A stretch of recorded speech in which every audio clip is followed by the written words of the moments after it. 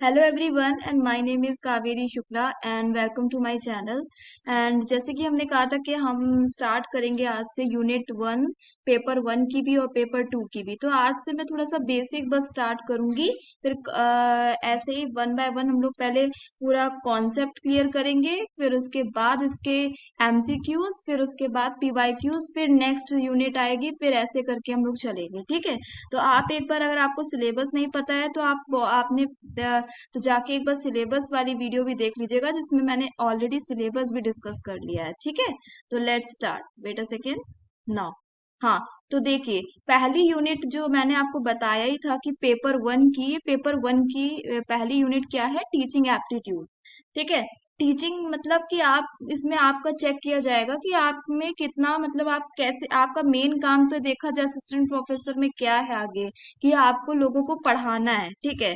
आपको स्टूडेंट्स को डील करना है। आपके जो स्टूडेंट्स होंगे वो एडल्ट स्टूडेंट्स होंगे, तो उनको कैसे डील करना है, छोटे बच्चों को कैसे डील किया जाता है। लेकिन आपके लिए मेन, मतलब इसमें ये बहुत ही इंपॉर्टेंट पार्ट रह जाएगा। मेन काम ही आप जिस चीज के लिए अपनी प्रिपरेशन कर रहे हैं, आपका मेन काम ही यही होगा कि आपको टीचिंग करनी है। ठीक है। आपको लेक्चर्स देने हैं स्टूडेंट्स को।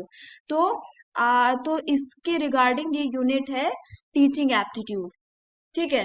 तो सबसे पहले कॉन्सेप्ट डिस्कस करेंगे। In education, teaching is the concerted sharing of knowledge and experience which is usually organised within a discipline and more generally the provision of stimulus to the psychological and intellectual growth of a person by another person. ठीक है। मतलब कि teaching में क्या होता है कि आपके अंदर जो भी नॉलेज है, जो भी आपने अपने लाइफ में एक्सपीरियंस किया है, वो सब आप क्या करते हो, शेयर करते हो किसी दूसरे पर्सन्स को।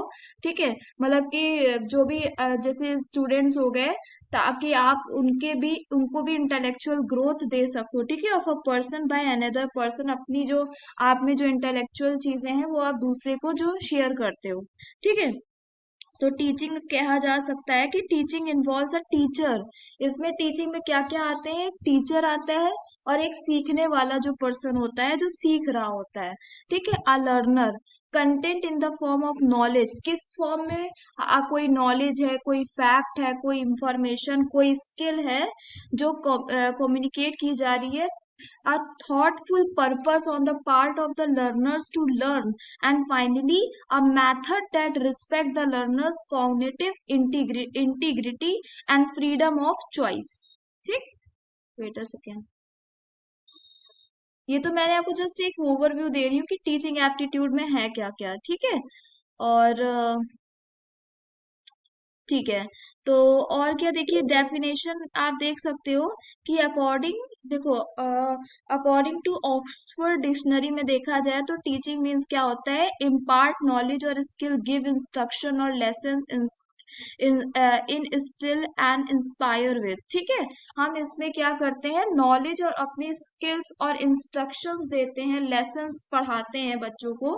ठीक है।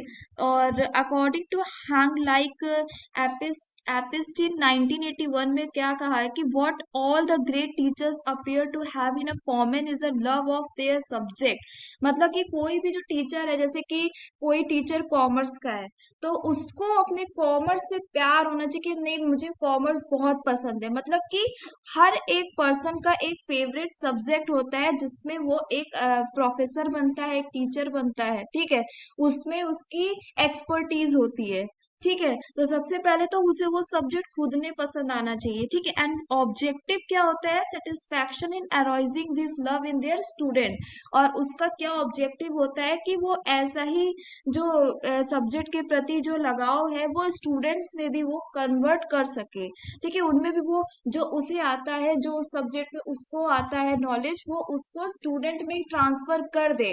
जैसे कि कोई टीचर कुछ समझा रहा है, तो उस सबसे बेस्ट टीचर वही होगा जो उसने अगर कुछ भी समझाया, स्टूडेंट को समझ में आना चाहिए। अगर स्टूडेंट को समझ में नहीं आ रहा है तो फिर वो बेकार है। ठीक है। तो सबसे मेन ऑब्जेक्टिव यही होता है एक टीचर का। ठीक है। तो arising in this love in their student and an ability to convince them that what they are being taught is deadly serious। ठीक है। गेज ने क्या डिफाइन किया, teaching as a process of relationship with relationship which should be dealt with corporation, ठीक है। According to Brubacher, in teaching children plays the central role and the teacher optimal, ठीक है। अब तो यहाँ पे टीचर्स को लर्नर सेंटर्ड भी बनना चाहिए कि स्टूडेंट सेंटर्ड बनना चाहिए, कि स्टूडेंट के लिए क्या सही होगा। केवल आप इंस्ट्रक्शन दे रहे हो तो ये तो ट्रेडिशनल और मॉडर्न टीचिंग भी आती है, कि पहले के जमाने में सिर्फ टीचर ने जो कह दिया, जो ऑर्डर दे दिया वही सत्य है, वो स्टूडेंट्स को नहीं देखते। लेकिन आज ये है कि टीचर्स अब साइड रोल प्ले करते हैं, ऐसा गाइडेंस प्ले करते हैं, ठीक है, हमारे ऐसा गाइडर होते हैं, और स्टूडेंट को अपॉर्चुनिटी देते हैं कि वो उसके अकॉर्डिंग चीजें रन करें, ठीक है। तो ये होगी कुछ डेफिनेशंस, आप इसे रीड कर लीजिएगा। नेचर आप देख लीजिए यहाँ पे, अब यहाँ पे देख लीजिएगा नेचर, ठीक है। नेचर क्या है, कैरेक्टरिस्टिक्स क्या है टीचिंग की। आपको बताया ना कि ये एक गाइडेंस और ट्रेनिंग होती है, इंस्ट्रक्शन जो होता है टीचर स्टूडेंट के बीच में होता है, वो sorry, interaction between teacher and student, ठीक है, इंटरैक्शन होता है आपस में टीचर स्टूडेंट का। और teaching is an art to give knowledge to student in a effective way, ठीक है। किस बहुत ही ज्यादा ऐसा इफेक्टिव वे में पढ़ाना कि स्टूडेंट को वो सब चीजें क्लियर हो जाए। Teaching is a science to educate facts and causes of different topic of different subjects. Encourage students learn more and more. Provide formal as well as informal education. ठीक है, और communication of information and knowledge to student in teaching, और teachers impart information in an interesting way so that can easily understand the information. और फिर next आता है, teaching is a tool to help student to adjust them in a society and the environment, okay, ठीक है। अब यहाँ पे आते हैं ऑब्जेक्टिव्स क्या है टीचिंग के।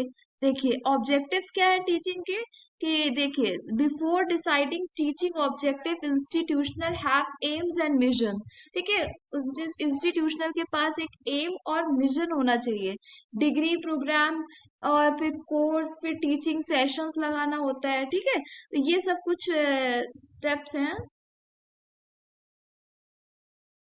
ठीक है। टीचर के क्या यहाँ पे following objectives in teaching session में क्या होता है कि development ability of critical and logical thinking, ठीक है। सबसे तो पहले क्रिटिकल और लॉजिकल थिंकिंग की एबिलिटी को डेवलप करना, identify the problem, analyse the problem, फिर select the relevant facts and principles, फिर स्टैब्लिश करना रिलेशनशिप, ठीक है। Advance agreement in support of against an issue, ठीक है। ड्रॉ इन्फरेंस और कंक्लूजन, वेरीफाई द इन्फरेंस, फिर डेवलपमेंट ऑफ नॉलेज, फिर उनके अंदर नॉलेज का डेवलपमेंट करना चाहिए, डेवलपमेंट ऑफ अंडरस्टैंडिंग से आप रीड कर लीजिएगा, ठीक है। डेवलपमेंट ऑफ अंडरस्टैंडिंग, पहले तो आपको नॉलेज लेनी है कि क्या क्या चीजें हैं, फिर उसके बाद हमको उसको समझना है। जैसे कोई भी फैक्ट है, 1 2 3 4 5, ये हमारा फैक्ट है, जैसे कोई भी फैक्ट है, ठीक है। फिर उसको फैक्ट को हमें कैसे समझना है, ठीक है। और फिर हमारा अंदर का एटीट्यूड डेवलपमेंट होना, इस तरीके से टीचर सेशन करते हैं।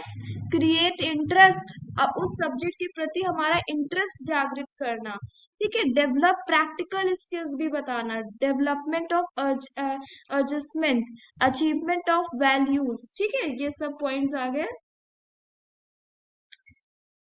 मेक फ्रेंडली इन्वायरमेंट, अब ऐसे भी नहीं कि डरा डरा के टीचर रख रहा है, ठीक है। मेक फ्रेंडली इन्वायरमेंट, अब यहाँ पे कुछ इंपॉर्टेंट फेजेस आते हैं ऑफ टीचिंग, देखिएगा।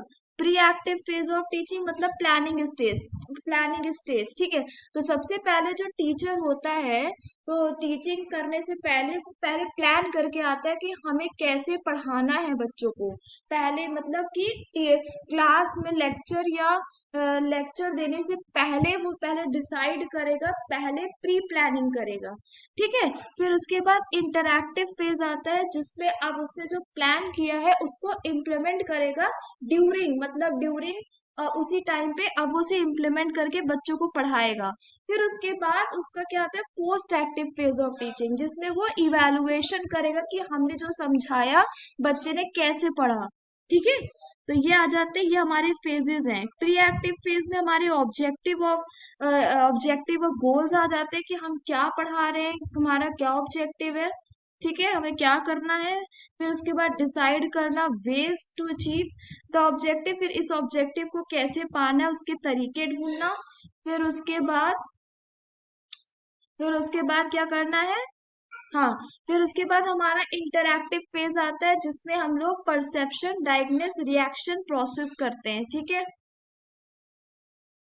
ये हमारा हो गया। फिर हमारे पोस्ट एक्टिव में हम लोग क्या, जैसे हमारे टीचर ने हमें पढ़ा दिया, पहले हमें शेड्यूल दिया जाता है, कोर्स का पूरा टाइम टेबल दिया जाता है, प्लान होता है, फिर उसके बाद टीचर्स इम्प्लीमेंट करके पढ़ाते हैं, फिर उसके बाद एग्जाम होता है, तो हमारा इवेलुएशन होके हमारे जो रिजल्ट आता है, तो उससे ये पूरा प्रोसेस है, ठीक है। अब सबसे इम्पोर्टेंट यहाँ पे आ जाता है लेवल ऑफ टीचिंग, बहुत इंपॉर्टेंट है, ठीक है। ये कितने कितने तरीके के लेवल होते हैं, देखिए, ऑटोनोमियस डेवलपमेंट लेवल जो नेचुरली होता है, मेमोरी लेवल, अंडरस्टैंडिंग लेवल और रिफ्लेक्टिव लेवल, ठीक है। तो हमारे ये तीन लेवल तो बहुत ही इंपॉर्टेंट है कि सबसे पहले जो सबसे छोटा बच्चा होता है उसको पहले फैक्ट्स रटाए जाते हैं, कि पहले हम ABCD ये लर्न करेंगे, फिर उसके बाद हम लोग 1 2 3 4 पहले जो जो भी इम्पोर्टेंट फैक्ट्स होते हैं जो कभी चेंज नहीं होते, पहले उन्हें फैक्ट्स रटाया जाता है, याद कराया जाता है, फिर उसके बाद उन्हीं फैक्ट्स को एग्जाम्पल के थ्रू समझना होता है, तो अंडरस्टैंडिंग डेवलप की जाती है।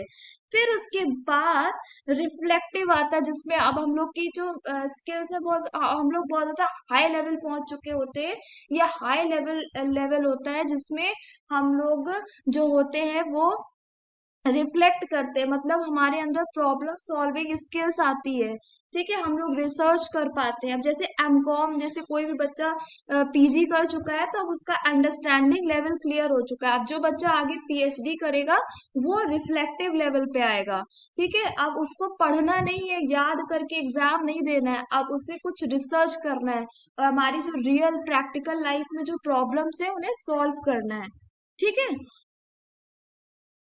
फिर आता है यहाँ पे, यही कुछ लेवल्स हैं, इनको आप रीड कर लीजिएगा, ठीक है। अब देखिए, जो मेमोरी लेवल है हार्बर्टन ने दिया है, ठीक है, और ये जो अंडरस्टैंडिंग लेवल है वो किसने दिया है, understanding level, understanding level Morrison ने दिया है, ठीक है। और रिफ्लेक्टिव लेवल हमारा जो है हंट ने दिया है, ठीक है। तो ये यहाँ पे कुछ रिफ्लेक्टिव लेवल में यही कि प्रॉब्लम सॉल्विंग, राइजिंग, जो मैंने आपको यहाँ एक्सप्लेन करके बताया वही चीज यहाँ पे लिखी हुई है, तो इसे रीड कर लीजिएगा। Thank you. अगर आपको हमारी वीडियो अच्छी लगी तो प्लीज इसे लाइक कर दीजिएगा, और चैनल को सब्सक्राइब कर दीजिएगा, ताकि कोई भी वीडियो मैं अपलोड करूँ तो आपके पास नोटिफिकेशन आए और आप उसे देख सको वीडियो को, ठीक है। और अगर आपको वीडियो में कुछ भी मतलब अच्छा लग रहा है, कुछ भी अगर आपको कहना है मुझसे, तो आप कमेंट करके कह सकते हो। Thank you so much.